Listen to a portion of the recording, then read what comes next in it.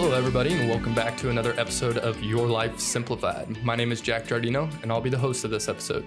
For those of you who don't know me, I work on a wealth advisory team here at Mariner, as well as help out with the Mariner podcast team, and I'm beyond excited to be able to host this episode. If you're a recurring listener, you have most likely heard Brian Leitner explain how at Mariner Wealth Advisors, we are here to serve as advocates for our clients, which means we're here to help our clients through the best of times as well as the more difficult times. One of those more challenging moments could be the stress and difficulties that come from couples navigating their financial lives together, which leads us into today's topic of love and money, or another way I like to think about it, the role that money plays in love. Now, these may seem like two completely taboo topics, and don't go running from this podcast because I promise we have a lot of great content here. And to help us break down these two difficult topics to discuss, we have our special guest, Dr. Sonya Lutter. Thanks, Jack. It's my pleasure to be here. I love talking about this topic, and being able to spend more time with one of the graduates of our program is a true delight. Thank you. Now, I kind of know a quick bio about you, but could you give our listeners kind of your background, what you're currently doing, maybe your areas of research, and why you're such well known in this area? Sure. I graduated from the Kansas State University Personal Financial Planning program, and it was pretty much the end of my program, and I was realizing I had no idea how to talk with couples when they come into my office and they start having an argument about money. So I was like, I should probably get a little bit more training in this. So that led me into marriage and family therapy. And that was such an insightful experience and enlightening experience to hear from my colleagues in marriage and family therapy who did not want to talk about money at all with their clients. If money came up at all, they pretty much shut down the conversation, and that was that. So that really started getting me thinking, if I was in financial planning and didn't know anything about the emotional side of money, and then I'm in the therapy world and my colleagues didn't understand anything about money, shouldn't we be conversing a little bit more across fields?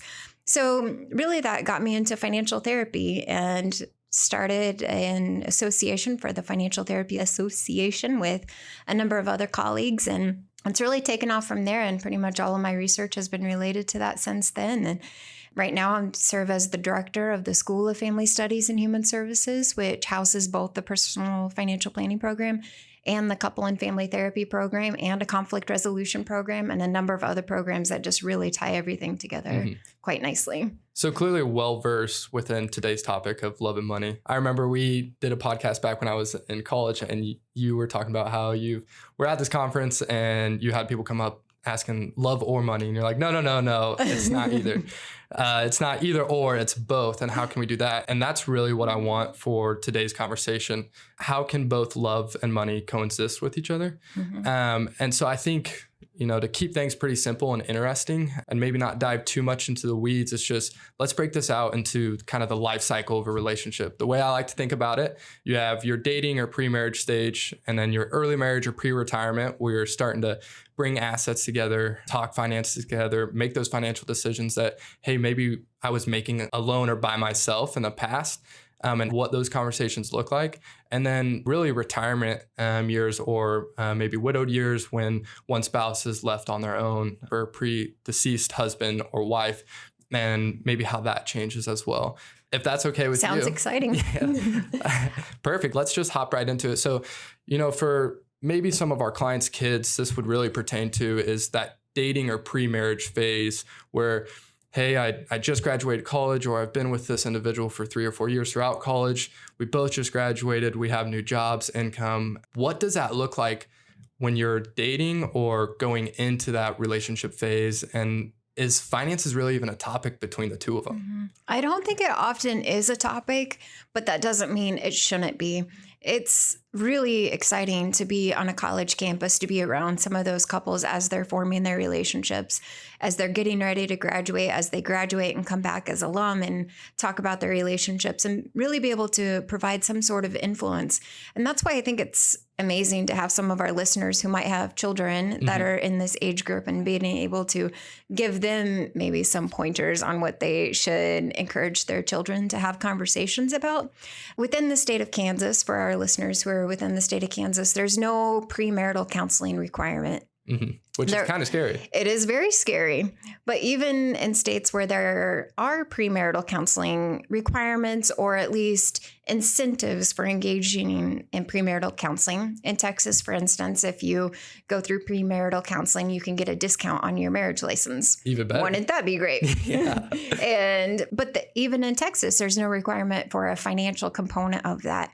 And finances are the number one thing that couples are arguing about. So not having any sort of counseling or education involved with that for these young couples is really a big miss in terms of our society, in terms of providing them the resources and the education that they need. I couldn't agree more. So when is too early to have these conversations? Is it that pre-marriage counseling where one's already proposed to the other? And I think it's probably too late. Too late at that point? Yeah. My husband told me he did a lot of reading on the dating process, and he says pretty much by the third date, you know whether or not this is the real deal or not. He's a straight shooter. I like that.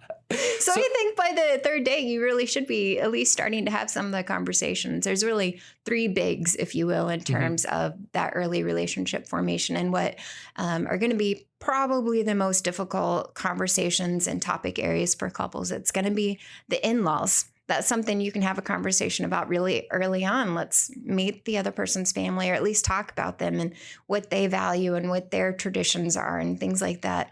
Let's talk about kids. Do you already have kids? Do you want to have kids? Is that completely off the table? And then let's talk about money. Those are three really big topics. But if you wait so long into the relationship, then doesn't matter. Let's go ahead and at least start the conversation. So you say let's have these conversations over these three bigs. And I guess maybe we should focus more on the financial one, but I'd love to hear all three. What does that conversation look like? How do you approach it? Is it one person or the other that should just step up first to the ball? Do you get a third party in, whether it be a financial planner or a therapist or something along the lines of that? What do those conversations really look like? Yeah, it was the first date with my husband where we talked about money. The first date, not the third date, which is maybe a little bit more unusual. But it came up in terms of student loan debt. And I can't for the life of me remember how we started down this road of student loan debt.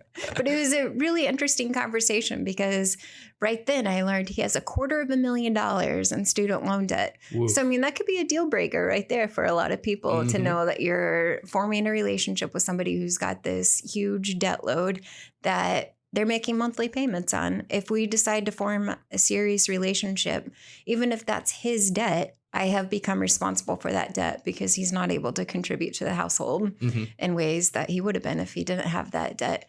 So I think just having conversations in terms of what was your college experience like? Did you have support? Did you work during college? I think those are very easy ways to work yourself into the conversation.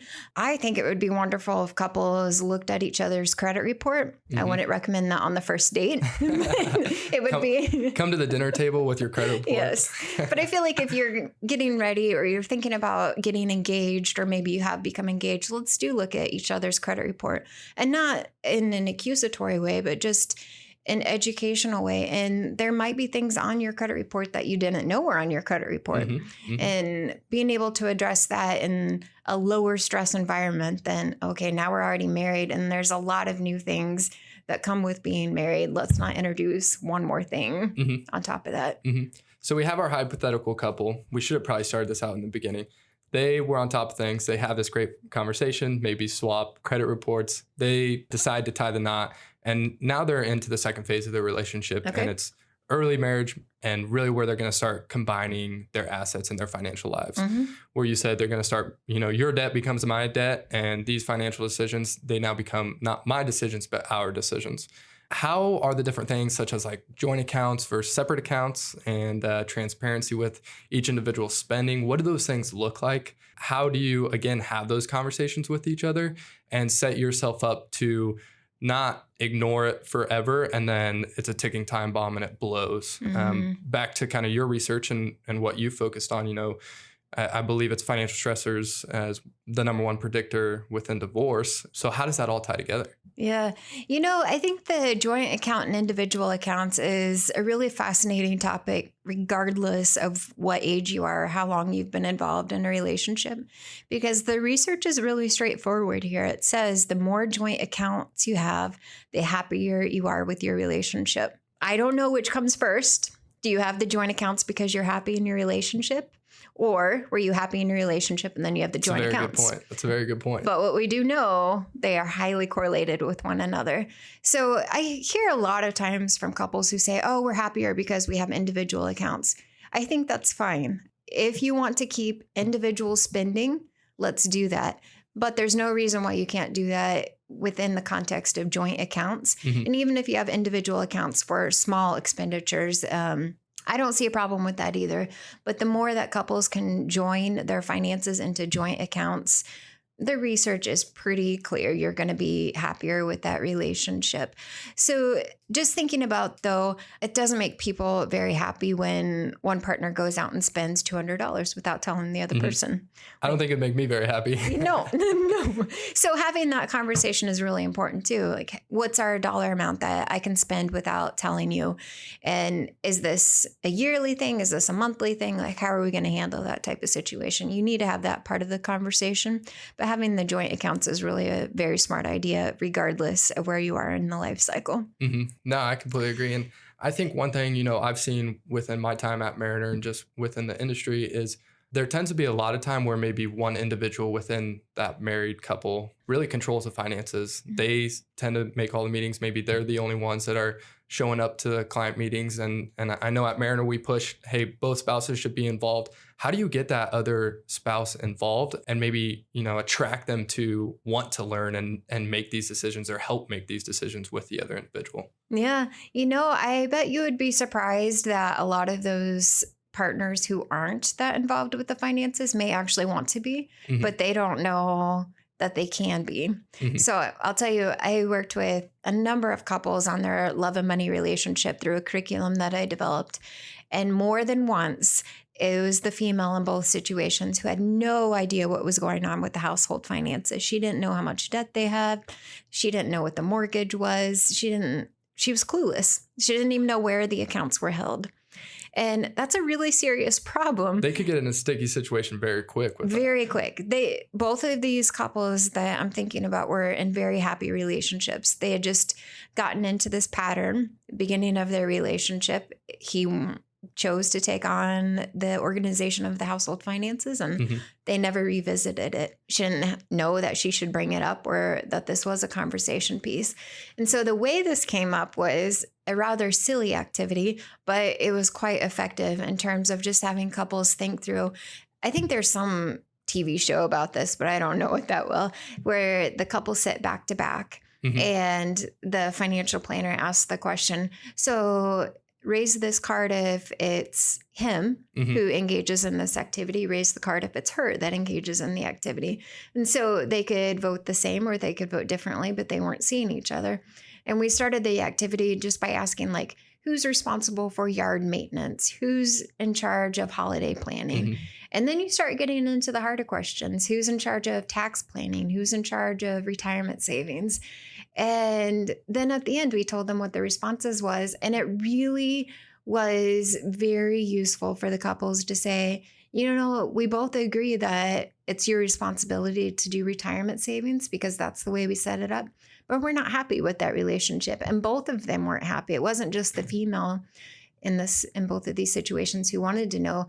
The husband actually wanted his wife to know, mm-hmm. but he didn't think that she did want to know. So I think just simply asking your partner, hey, do you want to sit down and look at the finances with me? Mm-hmm. You might be surprised. Yeah, I think that's that research piece there and kind of, that activity. It sounds super silly. And I think of like at weddings where they do that, who's like the funniest and things like that. So it's something that doesn't have to be so serious, but it gets the results that you need. Mm-hmm. Thanks again for downloading this episode of Your Life Simplified, which is produced by Mariner Wealth Advisors. And at Mariner Wealth Advisors, we're here to serve as your advocate. We help people chart a course to reach their personal and financial goals so that they can have greater peace of mind that may lead to a more fulfilling life. We do this by always putting our clients first. Because as fiduciaries, we're required to provide guidance that's in the best interest of clients, not in the best interest of a company or shareholders or anyone else. So as you listen to this podcast and have questions about maybe your own financial situation, or would simply like a second opinion, or even you have an idea for a future podcast, please go ahead and email us at podcast@marinerwealthadvisors.com. If you found the information on this podcast valuable, please go ahead and share it with a friend or family member that you think might benefit from this information. And please don't forget to subscribe to this podcast so you don't miss an episode. Thanks for listening, and now back to the episode. That kind of brings me into another thought. So you have a financial planner that maybe sits down and have this activity with you. And I think everything is great when you have a third party there. But how do you carry these conversations out of the financial planner's office into the home with each other and continue working on these issues and making these decisions together? What does that look like, and what do those conversations look like? The conversations definitely could look different because it's uncomfortable and it's hard to know how to navigate that conversation. But the concept is the same. You've got to have that time that's scheduled. That's really the primary advantage of the third party, is because you know that we have it on our calendar. We're going to go see Jack on Friday at 3, and you know you're going to have this conversation. So you can have all that mental pre-work going on before you get there on Friday at 3 o'clock. It's the exact same way when you don't have the facilitator. You've got to schedule the time in, or else something else is going to come up, something else way more exciting than talking about your finances will overcome. Like, why don't we just watch this movie? It's already on TV. So you've got to schedule the time. So on the first Saturday of the month, we're going to spend 1 hour each of those first Saturdays talking about our financial situation. Let's review our goals. Let's see if we need to modify any spending, or if we want to change any of our gift allocations. Have that regular time scheduled and keep consistent, and don't let other things come into play. I think it's easy to, when you're there in the meeting and meeting with the advisor, it's easy because it's at top of mind. It's in front of you, and there you go. But then a lot of times you walk out and then you might check off a couple of the tasks of the things you need to do, but then it's forgotten. Absolutely. They're going to reach back out to us in another 3 months to meet with us, and then we'll kind of start the process over. Absolutely. And I think you had touched on it a little bit, but you said that you had kind of developed a curriculum. I believe it's the Love and Money curriculum. You want to kind of talk about what that looks like and the results that you found? I find that whole thing very interesting. Yeah, it's a 5-week curriculum, and we run couples through of all ages and of all durations. So we had couples who weren't even engaged yet. They were just pretty serious about their relationship. We also had people who had been married for 15 years, and the results were the same for all couples. We walked them through conversations about their values about money, which is huge and oftentimes something that people just forget to have that conversation about. We talk about their family background. We talk about the behavioral side of money. We talk about the practical side of money. A lot of the couples thought that they were coming in and talking. This was going to be a financial literacy, financial education session about those practical pieces of money. And that was a very small component of what we did. But what we saw is at the end of 5 weeks, on average, some people a little bit more, some people a little bit less, the couples ended with lower financial stress and greater satisfaction with their finances and their relationship. And that was just huge, that it wasn't just me working with these couples who had these responses. Even couples who were led by people who knew nothing about the curriculum were coming out with the exact same outcomes in terms of happier with their finances and their relationship. That's awesome. At the beginning of that, you led with couples all ages, pre-married, married. I read a statistic, and I'm going to butcher this, but it's something about the new wave of divorce, and it's the gray divorce, or pre-retirement, or they're in retirement and they divorce. My first thought is, well, you lose that job security. What does retirement look like for both of you? Maybe you don't agree on that anymore. But I would have to imagine that those financial stressors are more prevalent than they ever were, because you don't have that job security of that, not guaranteed income, but that monthly income that most likely you may not be getting let go anytime soon. And all of a sudden it's lost. And now you have to decide, what are we really spending our money on, and what that picture looks like. What should that look like for clients? How should they prepare for those conversations, or prepare for that phase in their life where, hey, we've been working all of our lives and that security's gone? Yeah. Of course, your mind goes first to finances, and my mind goes there too. But I don't think that's really the bigger issue at hand. If you would ask a financial therapist, it seems to be the bigger issue is couples never had that conversation about what retirement means. And I know that you do this as a financial planner, and it's a huge part of financial planning, but I don't know that the average couple thinks about what is it that retirement means. Does this mean sitting around doing nothing? Perhaps they had kids early on in their relationship, so they've always had somebody else or something else to place their focus on. Now they have 24 hours of the day together. Yeah, that's definitely, I always like to ask when clients come in and they're retired and how's retirement going? Oh, it's going great. Well, why is it going great? Really dive in to understand what's going on. What are they doing with their time? Are they actually really enjoying retirement? Things like that. But it's such a interesting time in their lives where I feel like you have this abundance time or a bunch of free time on your hands, and maybe more free time to bicker with each other about finances or something. I mean, you don't know what's going on. Yeah. And it is a scary thought to have the finite resources at your hands. And if you haven't established your values before then, like really established what your values are, it makes it really hard to decide how to spend those finite resources. I may have had in my mind all along that we're going to leave a bunch of money to this foundation that I'm really passionate about.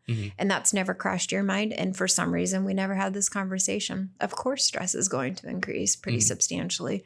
So let's have those conversations early on in the relationship. There's no reason, even if I don't have the financial resources at this point in my life, if that's something that's important to me, let's go ahead and talk about it. Yeah, definitely. I have one last thought maybe before we wrap things up here. We've been talking a lot about what do those conversations look like between couples outside of the financial planning relationship. Maybe if they're not getting those conversations that they want or one partner's trying to get at, what can they be doing within the meeting with the financial planner maybe to bring those to topic and kind of get the importance of the discussion that it is to them, get that across the table to their spouse without causing a big blow up or anything like that? Yeah. It's always good, just basic communication practice to start sentences with I and really be inquisitive in your question. So phrasing the question to your financial planner, I wonder what it would be like if, and then bring in the conversation. So for me, I wonder what it would be like if my husband had different philanthropic goals than I did. And maybe you already know that he does have different goals, but just phrase it more inquisitively and not with, oh, he has different goals or you have different goals, and be more, what does this mean to you? And why are you worried about it? Or why are you excited about it? And phrase it in terms of what you are feeling. And if you are anxious about something, just phrase it that way. I'm anxious about what it will be like in retirement and what our finances may look like, and if I'm going to be able to achieve this particular goal of mine, and just be inquisitive. And I think your financial planner will definitely jump on board with that. And if you phrase it, I wonder what it would be like if my partner had these thoughts, it opens the door wide up for, oh, well, what do you think about that? No, that's great. I think of a couple of weeks ago, we were meeting with two freshly retired clients. So they're about 6 months into their retirement and up to retirement, super excited about it. And these first couple 6 months is the husband in this case has been perfectly okay with retirement and he's loving retirement and he has no worries. But then the wife in this relationship, finances have just been stressing her out a lot. And you're in that first kind of calendar year where you're really trying to fine tune, what do distributions look like each month? And she's scared to ask for more until it's too late. And then,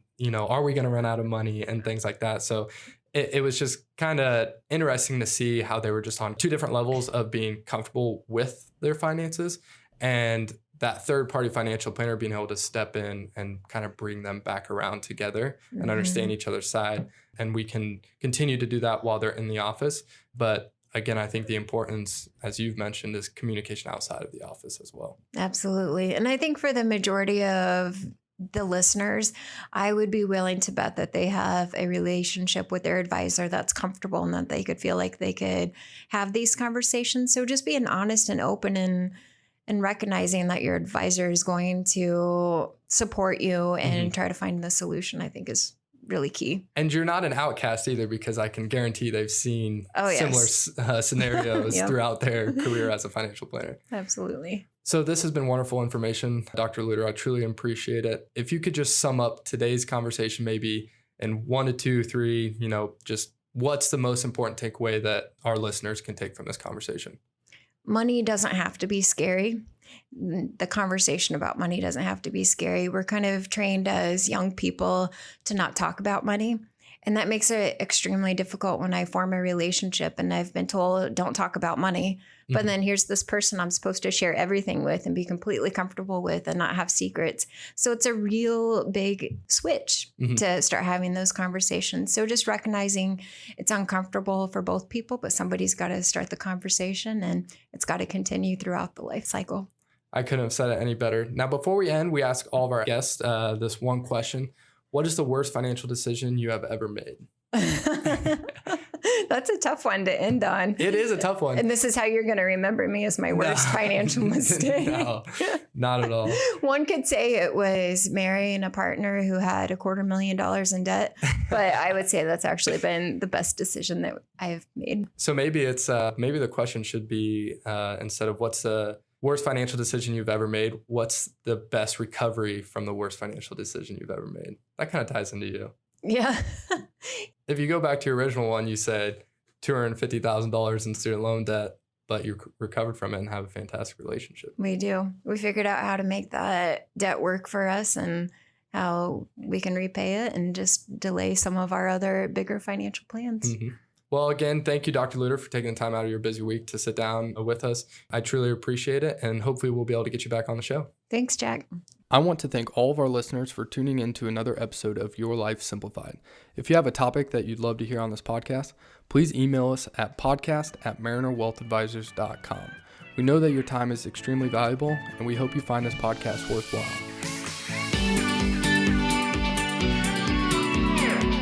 Wealth Advisors, or MWA, is an SEC registered investment advisor with its principal place of business in the state of Kansas. Registration of an investment advisor does not imply a certain level of skill or training. MWA is in compliance with the current notice filing requirements imposed upon registered investment advisors by those states in which MWA maintains clients. MWA may only transact business in those states in which it is notice filed or qualifies for an exemption or exclusion from notice filing requirements. Any subsequent direct communication by MWA with a prospective client shall be conducted by a representative that is either registered or qualifies for an exemption or exclusion from registration in the state where the prospective client resides. For additional information about MWA, including fees and services, please contact MWA or refer to the Investment Advisor Public Disclosure website at www.advisorinfo.sec.gov. Please read the disclosure statement carefully before you invest or send money.